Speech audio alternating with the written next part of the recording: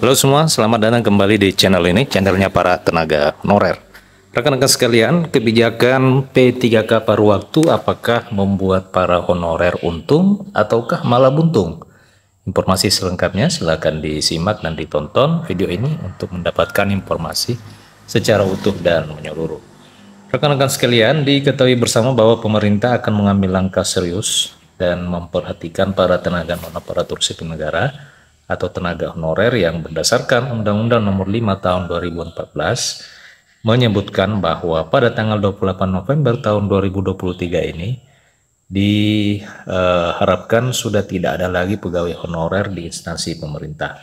Mengenai perubahan tenaga honorer tersebut, Wakil Ketua Komisi 2 DPR RI Yanuar Prihatin menyatakan bahwa tidak akan terjadi penghapusan dan pemutusan hubungan kerja secara massal kepada para tenaga honorer di akhir 2023 ini.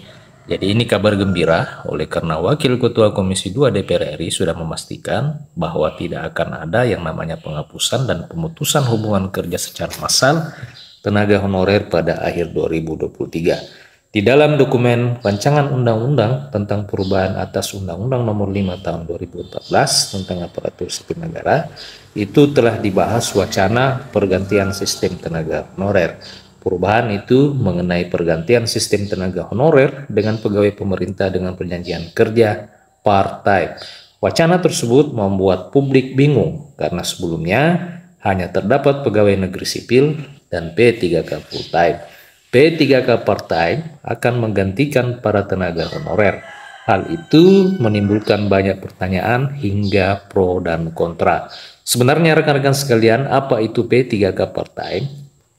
Dilansir dari Kementerian Pendayagunaan Aparatur Negara dan Reformasi Birokrasi menyebutkan bahwa P3K part-time ini adalah pegawai pemerintah dengan perjanjian kerja yang memiliki jam kerja paruh waktu. Jam kerja paruh waktu tersebut hanya maksimal 4 jam.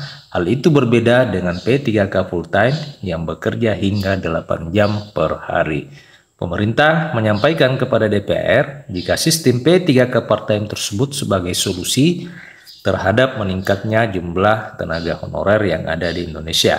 Namun rekan-rekan sekalian, pergantian sistem honorer ke P3K part-time ini ternyata kurang disambut baik terutama para tenaga honorer. DPR khawatir terhadap nasib P3K yang tidak dapat diangkat sebagai pegawai negeri sipil. Nah rekan-rekan sekalian, apakah kebijakan P3K partai ini, bagaimana tanggapan rekan-rekan sekalian terhadap kebijakan ini yang diwacanakan sebagai kebijakan akhir dan final sebagai jalan tengah di dalam mengatasi persoalan tenaga honorer? Silakan tuliskan komentar, saran dan keluh kesah di kolom komentar video ini. Terima kasih rekan-rekan telah menyaksikan video ini. Sampai jumpa di video berikutnya.